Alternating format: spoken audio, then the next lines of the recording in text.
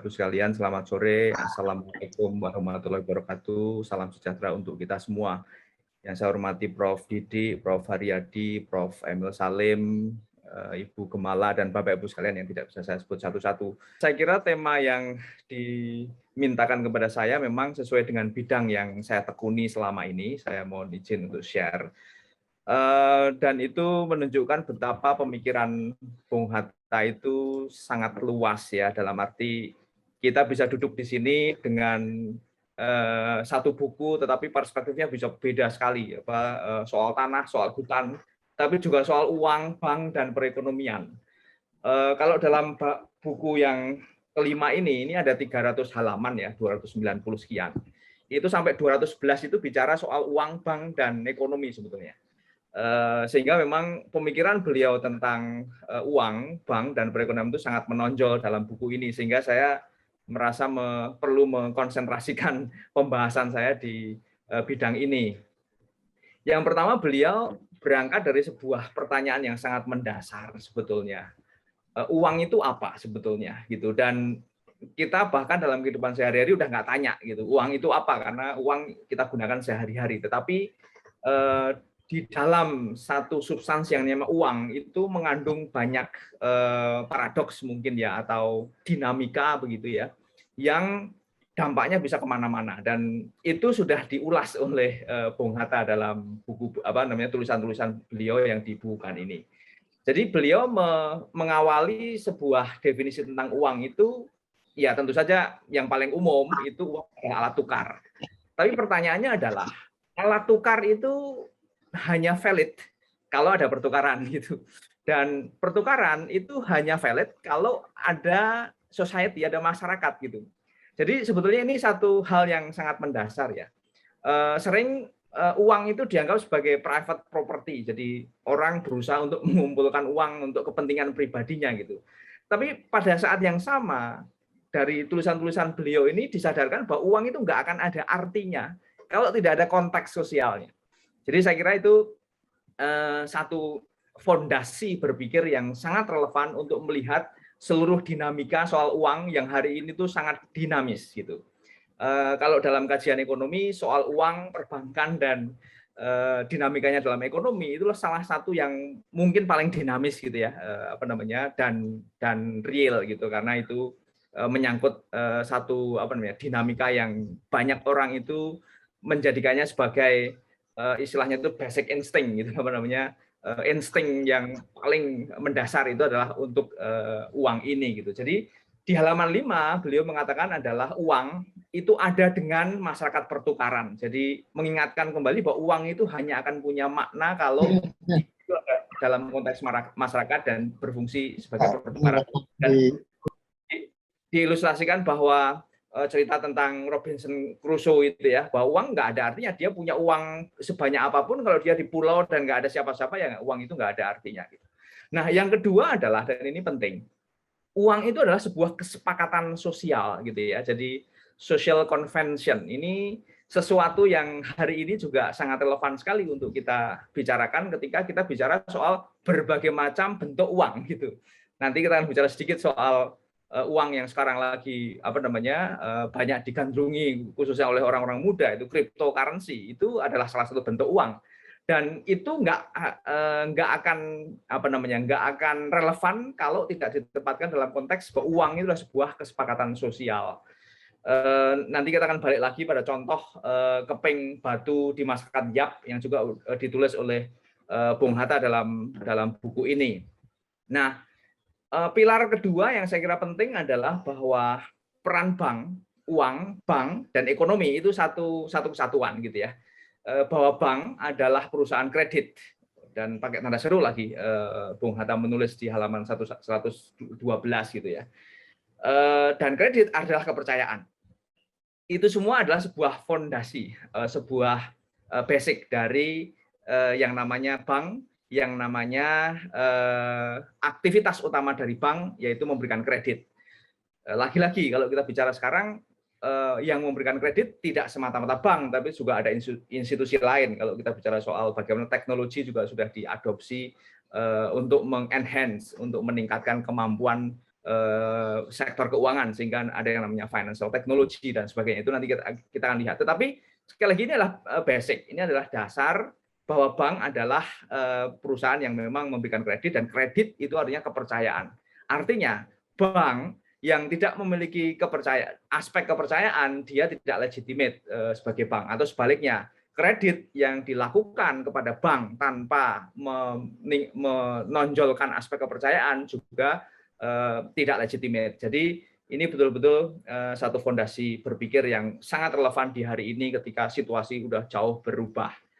Nah, beliau juga menyampaikan bahwa bank itu sebuah elemen penting dalam sebuah kemajuan gitu, tapi juga di sisi lain bisa menimbulkan, bahasa beliau itu ada revolusi uang, ada istilah-istilah yang lain yang mungkin kalau hari ini itu adalah soal krisis ya. Jadi dinamika krisis itu juga jangan lupa itu juga di-create atau diciptakan oleh bagaimana uang, bagaimana peranan bank, dan bagaimana uang dan bank ini dalam dinamika masyarakat gitu. Jadi saya kira Bung Hatta memberikan perhatian yang cukup besar di sektor perbankan ini, menulis soal Bank Nasional 10 tahun halaman 124, ada The Javanese Bank 125 tahun itu di halaman 146, dan tentang Bank Indonesia di halaman 152, yang beliau sangat jelas juga menjelaskan, menjabarkan apa-apa tugas dan fungsi dan Bank Indonesia.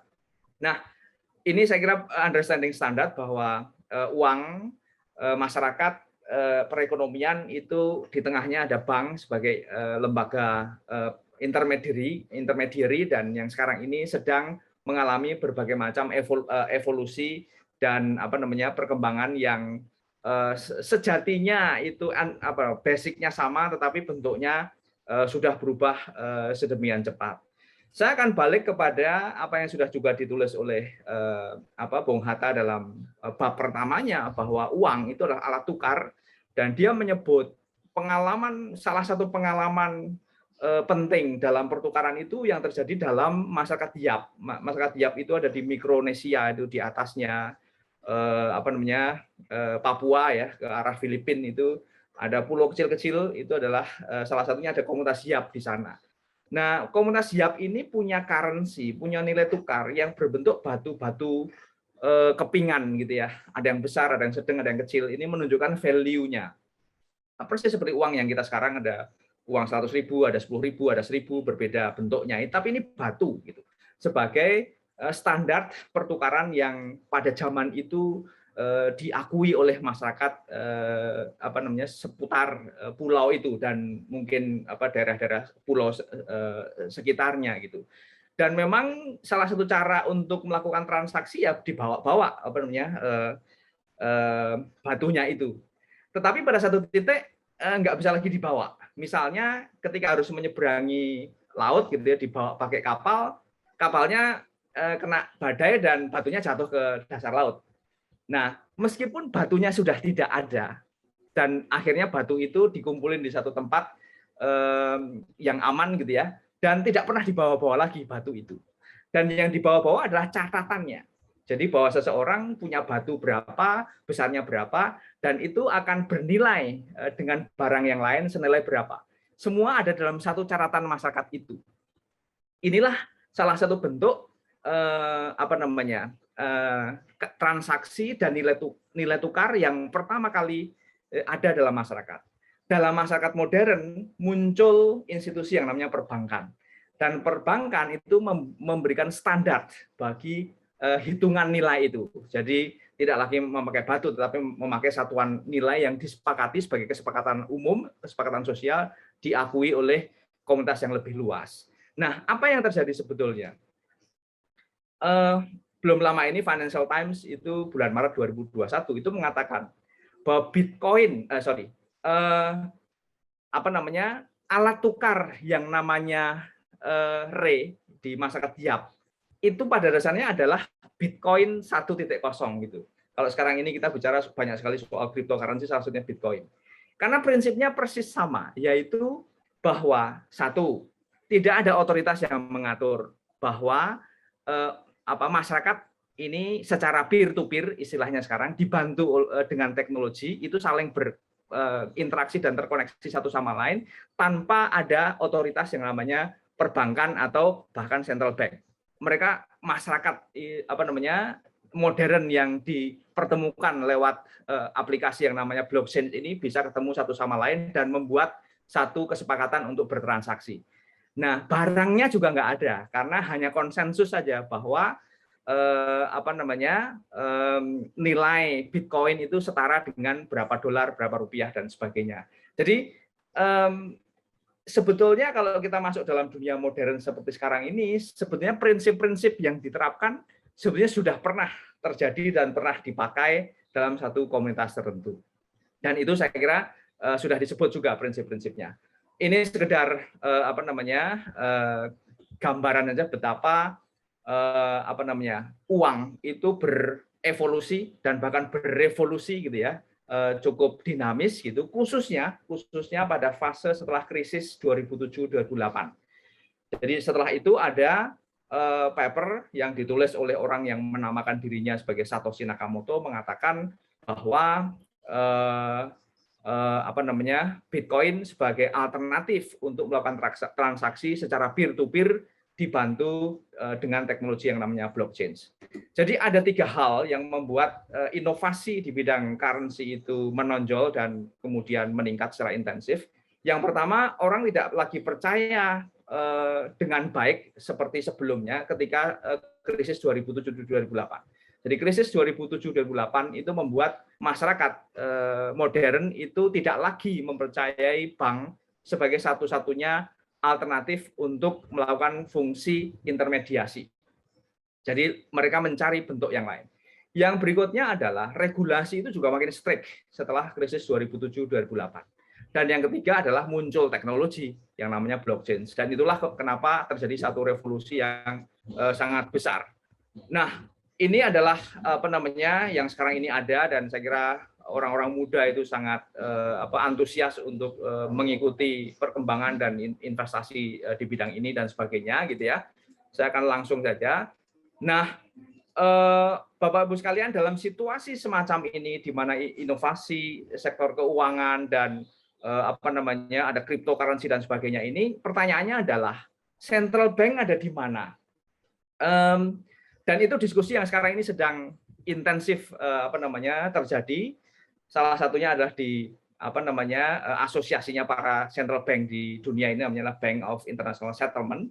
Ada satu tulisan yang mengingatkan, ini sekali lagi saya kutip di sini, itu karena persis substansinya itu sama dengan yang ditulis oleh Bung Hatta dalam kumpulan tulisan ini, bahwa uang itu adalah social convention. Itu terminologinya juga sama yang dipakai oleh Bung Hatta dalam tulisan beliau tentang uang. Jadi betapa dalam situasi yang sudah sangat inovatif seperti sekarang ini, sebetulnya basic understanding soal uang, soal perbankan dan sektor keuangan itu sebetulnya sangat basic, dan itulah relevansi dari pemikiran Bung Hatta di hari ini ketika situasinya sudah sangat dinamis dan terjadi beberapa revolusi dalam uang dan perbankan dan sektor keuangan, itu bahwa kita perlu kembali kepada prinsip-prinsip dasar yang tetap relevan meskipun situasi berubah. Satu, uang itu adalah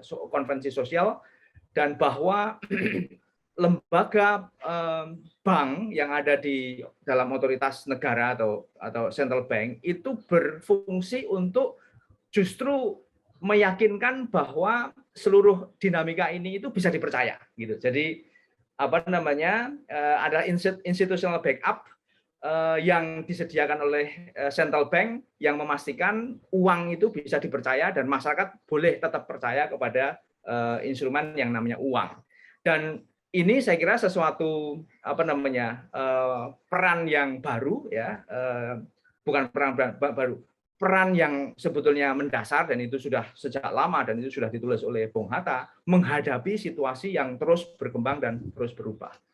Nah, mungkin beberapa ilustrasi aja bahwa begitu dinamisnya sektor keuangan dan begitu berkembangnya instrumen-instrumen keuangan dan institusi yang menjalankan fungsi itu, tidak hanya bank saja sekarang, karena yang berfungsi sebagai bank itu bahkan tech giants gitu ya, perusahaan-perusahaan teknologi raksasa seperti di sini misalnya berfungsi sebagai banking itu Google, berfungsi sebagai banking, tentu saja Alibaba, Baidu dan sebagainya itu berfungsi sebagai banking. Tetapi misalnya perusahaan yang lain seperti Apple, Facebook dan Amazon itu punya fungsi sebagai payment, sebagai alat pembayaran. Dan sekali lagi dalam satu dinamika yang begitu intensif itu, pemikiran Bung Hatta itu masih tetap saja relevan. Ini saya kira yang perlu mendapatkan highlight dalam diskusi di sore hari ini, bahwa kita bisa melihat dan membaca seluruh dinamika itu dan kembali kepada pemikiran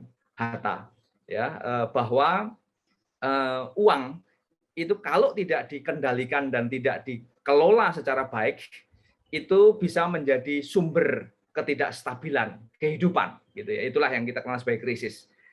Di halaman 12 beliau menulis tentang revolusi uang, dan dia menggunakan beberapa teknologi soal kerusuhan uang misalnya. Dan itu tak terlepas dari konteks bahwa dunia kapitalis yang dibesarkan oleh free competition di halaman 15 itu persaingan merdeka sudah menjadi dunia anarki, kekacauan, dan itu kalau dalam konteks sektor keuangan itu menjadi sangat relevan.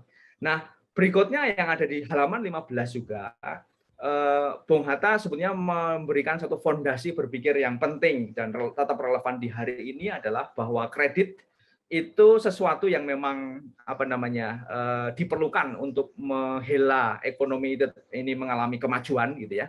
Tetapi dalam waktu yang bersamaan juga harus dikelola, karena kalau tidak, kredit bisa menjadi sumber ketidakstabilan karena fungsinya dia adalah mengekspansi ekonomi. Dan itulah dalam studi ekonomi berikutnya yang disebut sebagai business cycle. Jadi ekonomi itu selalu naik dan turun. Itu salah satu variabel penting yang membuat naik dan turun. Dan kalau turun namanya krisis, itu adalah soal bagaimana uang dan kredit itu dikelola dan mempengaruhi ekonomi. Di sana peran bank dan central bank itu menjadi penting. Nah, Bapak Ibu sekalian, terakhir yang ingin saya sampaikan, ini beberapa data tentang siklus ekonomi yang naik turun. Tetapi sebetulnya yang penting sebagai konklusi dari diskusi kita di sore hari ini soal bagaimana uang, bank dan ekonomi ditulis oleh Bung Hatta, saya kira bahwa uang itu harus tertanam dalam ekonomi, dalam pengertian bahwa antara sektor real dengan sektor finansial itu harus ada sebuah keseimbangan tertentu.